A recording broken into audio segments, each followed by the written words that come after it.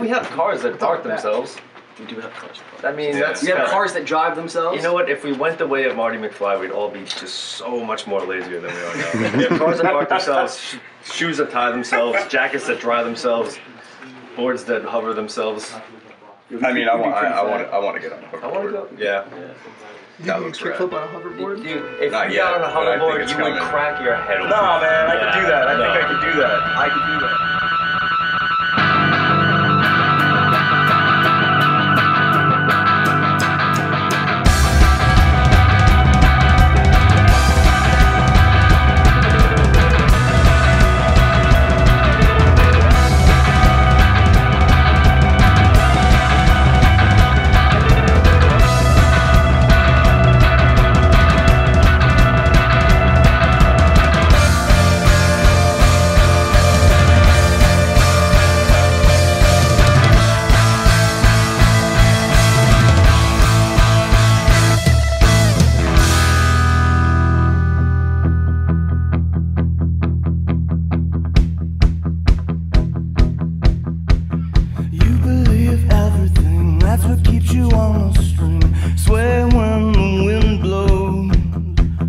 Just like the gallows, you entertain and they let you drop. Suffocate, smother you, that's exactly what they'll do when they see you breathing. When they see you breathing.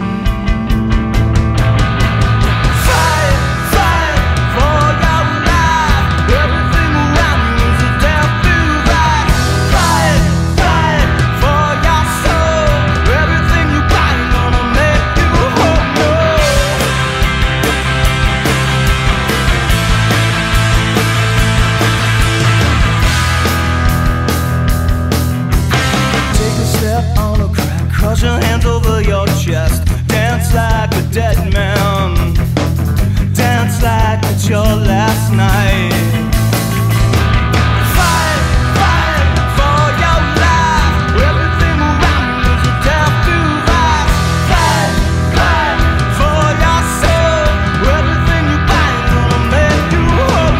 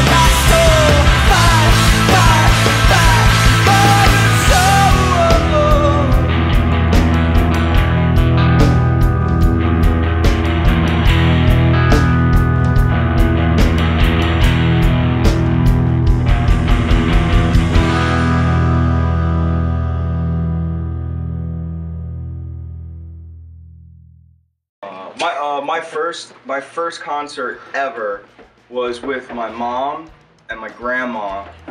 It was Madison Square Garden, and it was Eric Clapton.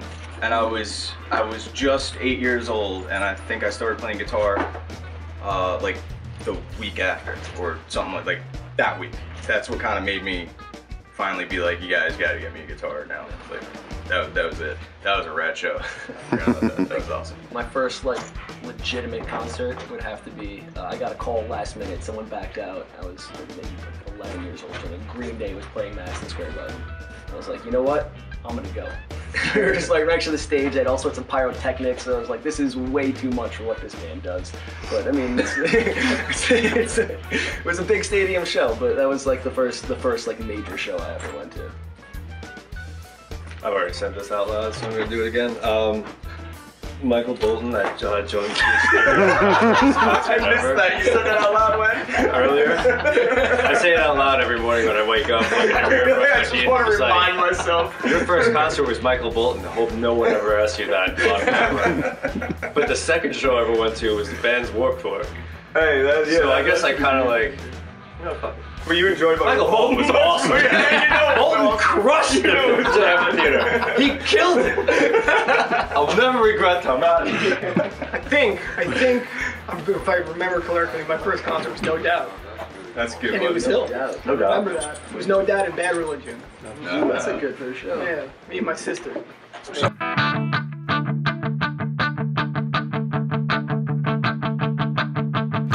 I grew up a little bit on a hopeless night. The best time I ever had was on a hopeless night. I got my bad attitude on a hopeless night. There's always hopeless nights. I want a hopeless night. Our favorite part of school was in the back at night with no one around. We made our own rules. We laughed, we fought, we learned our own little lesson. Jump into the creek, get away from cops as we let them chase us. Lighting fires for fun. We look into the flames like in the mirror. I grew up a little bit on a hopeless night. The best time I ever had was on a hopeless night. I got my bad attitude on a hopeless night. There's always hopeless nights. I'm on a hopeless night. Rolling dice off the walls, the streets would echo loud with yells and laughter. Sometimes I would win and have some loot to spend on all the wrong things. They never invite us to parties that they would have at their parents' houses. They were better off, cause all we'd want to do is turn up their houses. I grew up a little bit on a hopeless night. The best time I ever had was on a hopeless night. I got my bad attitude on a hopeless night. There's always hopeless nights. I want a hopeless.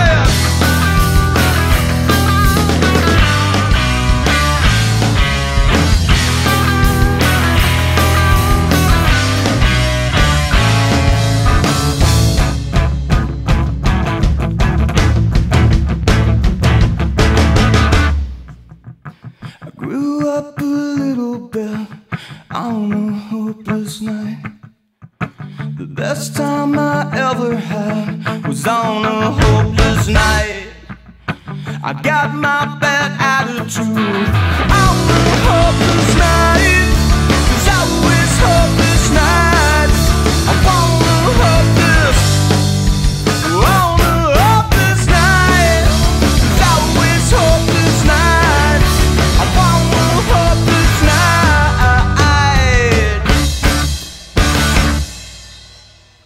Each one of your top two influences. Beastie Boys, all of their work, like them as a group, and Doesn't have to be music. Beastie Boys, them as a group, and everything that they've done, at like whatever, and the New York Rangers. Wow, all right. I don't even know where to go after that. I don't even know what I like anymore. That was weird. I have to say, like, my parents probably, because they were always behind whatever I wanted to do. I mean, like, when I was younger, my dad against my will, forced me to play the piano. I took piano lessons as a kid, and I mean, at this point in time, I would love to start younger. You know, it's like one of those things. It's like it instilled that idea that, you know, like this is something I could be doing. I've already got it under my belt. You can just run with it. You know, and they fostered everything I've wanted to do since then. So I gotta thank them. Yeah, I definitely got punk rock from my dad. Grew up listening to Ramones. Do you have your top 2 off the top? Yeah, I mean, what Dan said is like pretty much right on, because without that, it's kind of nothing else is really, it doesn't really matter, because to try to do this in any capacity without that type of support I would imagine, be extremely difficult. So I mean, that definitely. I mean, yeah, punk rock has always been super important to me as far as a you know, beyond music really. It was music, and it was friendship.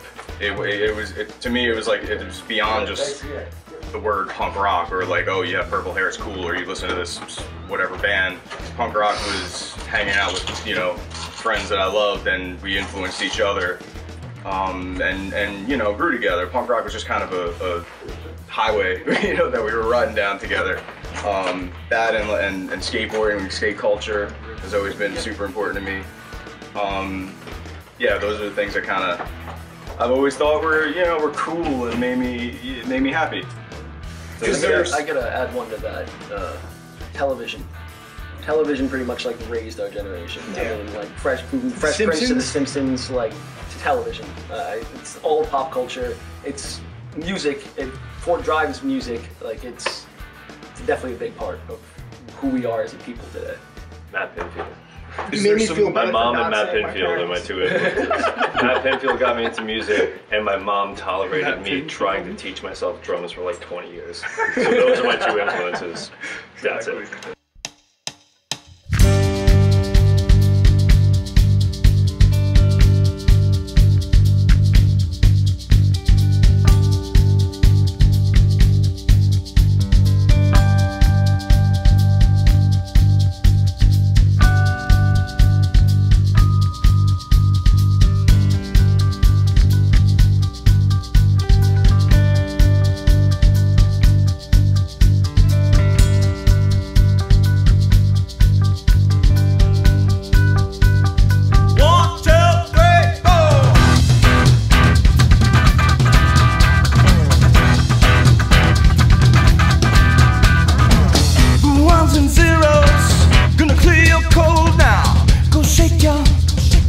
Go shake your head out. Entitlement infringing on the very fabric. The solid tears, they never taste right. Go shake your head out. To overthink is the same as starting over. You're starting over. Make room for some new stuff. Clear space in your closet. You're holding on to rubbish. Shake your head out. You kiss and tell, but don't yell when you're yelled at. Shake your head out, shake your head out. This termite holes in the roads of the past now. It's in the past now. Make room for some new stuff. Clear space in your closet. You're holding on to rubbish.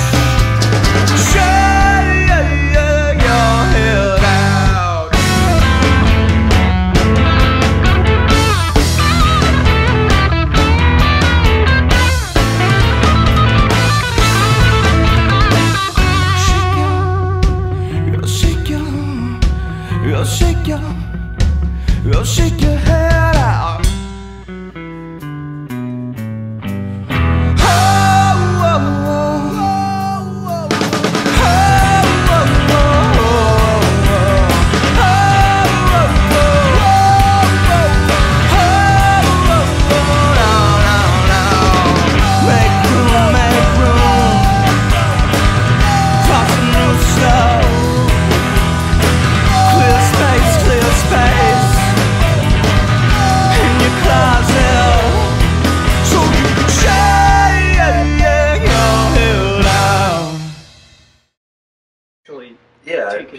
to support music.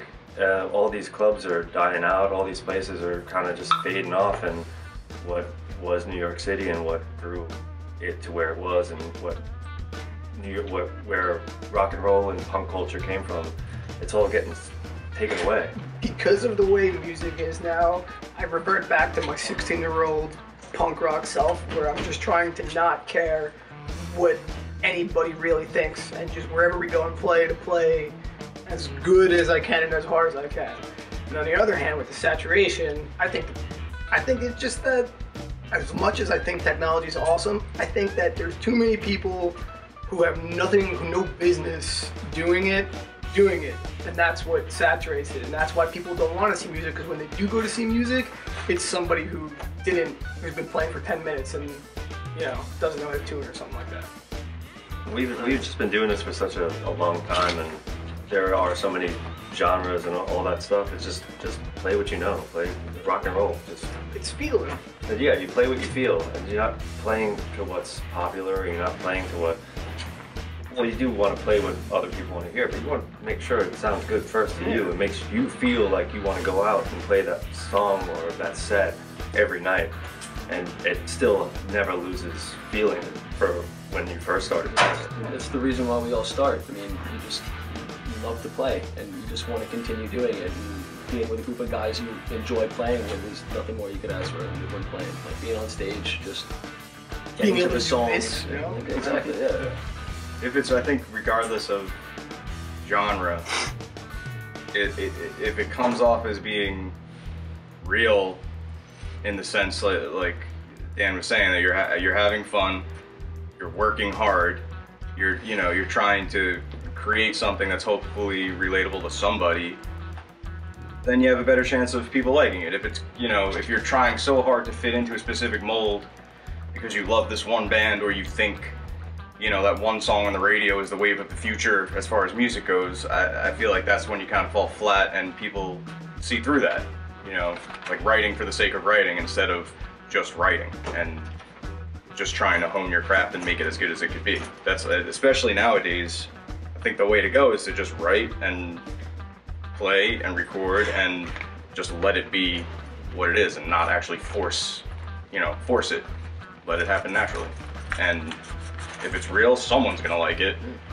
Maybe not a million people, but someone, maybe, hopefully. It's all on that organic kick. It's gotta be organic. It's gotta come from naturally. I think you could walk into any rock club and within 30 seconds see a band on stage and feel that they're doing it the way it should be done, and you'll feel it, and that's music, that's art, that's it.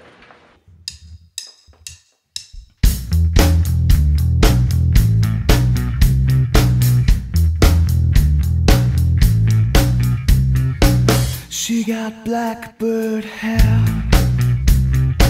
she got midnight eyes, she pouted her lips when she said no, and you obliged. Everything she does is sexual, everything she does. Everything she does is sexual, everything she does will make you say, oh my Lord, where did this girl come from?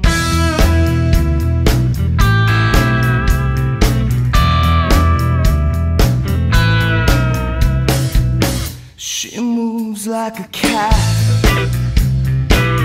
when she taunts the dogs, and she won't glance back, no matter how loud they bark. It's the look, it's the walk, it's the ink on her arms, it's what she says when you're dreaming. She wants you diving on grenades or saying silly things. She wants someone sexual like me. Everything she does is sexual, everything she does. Everything she does is sexual, everything she does.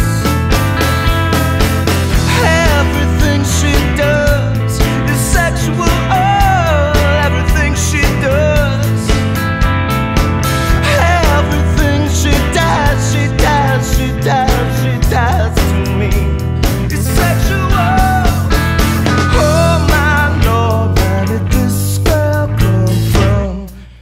She don't want you diving on grenades or saying silly things. She don't wanna see you poker face or play your little game. She don't need to be your wrecking ball. She does it subtly. She wants someone sexual like me. Everything she does is sexual. Everything she does. Everything she does, oh, what she does to me. The things she does, the things she does to me. What she does is sexual. The things she does, the things she does to me. It's sexual. My Lord, where did this girl come from? A lot of the times I just have, like, if you look on my iPhone, I have probably like 700 melodies and riffs, like, you know, like 12 seconds each or something like that. And what's been happening lately is I'll write songs from a 12-second snippet that was from like 2 years ago that when I did it, I was like, oh my God, like I don't like that at all or whatever, or it's just like a throwaway. I just, you know, and then you re-find it and it's almost like someone else wrote it. So you're far enough away from it to be like, oh, I do like that. And then for me, that's way easier. It's a springboard to be able to finish something because I'm far enough away from it to, you know, think that it's cool enough to work on. And I mean, what do you guys think? These guys have their own Mike is input in the definitely the situation. main conductor. Mike does a demo, we all get it and we work on it, but it goes way further than that because even with the record that we recorded, it changed, bass lines changed 6-7 times before it was finally down. Kick drum patterns changed a million times and the bass line would change back, and it's just like what we're listening to at the time, also what we're really into, and we all listen to different stuff in a way, so it just... We're super, I know I am at least, super duper opposed to the thinking and that like the spark of your song that got you to write it, you know, that one riff or whatever is the only way it could ever be and is the way that it has to be. I feel like when bands do that, they never improve on what they're doing. It's an art form and it's never, you know, you may love it right at first, but you could always make it more relatable to people or always make it better. So yeah, to us, it's like we're not afraid to completely chop down a song and rebuild it, chop it down, rebuild it, and when it's right, you know when it's right. You feel at ease. The anxiety goes away of like, what the hell isn't right? It's gut wrenching too to start back from scratch after like you feel like you're almost at the top, and then it's like one little thing's wrong. It's like screw it, do it from the bottom and do it to the top. And it's just like, oh, We've done that a lot too. yeah, songs. no. Like completely, even like songs that are now, the first time we play them, completely different because we were like, you know what, not working, start from scratch, keep one melody or something like that, and that's it. Like little demo method we actually have working with, like Mike brings out some stuff or like a riff or like the song or whatever. It really helps working out because like Will said, we all play different styles of music, so this demo's coming out and then we all have like the freedom to take what we want to do and add it to it. Yeah. So it's sort of, it's his vision, but it's the way we play it, you know? And I think that really adds to the sound. Yeah. And some things just come just like jamming like we were today. Like, you know, when you're warming up and there's like a lick or vocal melody or something, and that gets carried later. And some things are just complete mistakes. I remember specifically in one song on our record, there's a vocal harmony that we were moving or something like that, and we moved it into the wrong place, and we listened back, we were like, that is dope. Oh yeah, just we were like trying to see how it would sound like if we actually sang that melody, and I was like, wait, it's in the wrong spot. It's great. Do it like that. Yeah. Nice. Chop it down and put it back up.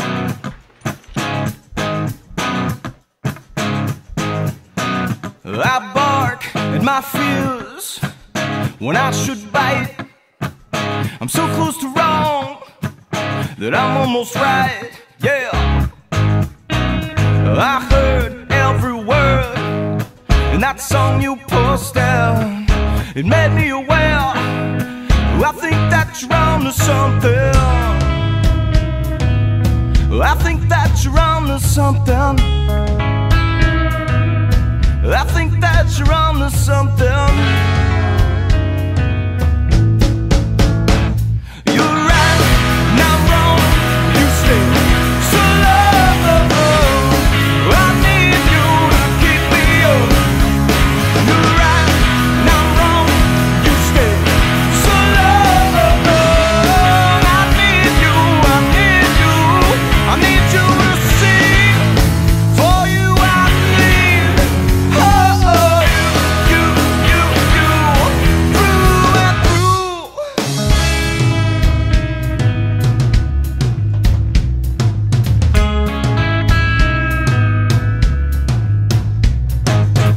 I'm blind, confused, side effects of depression.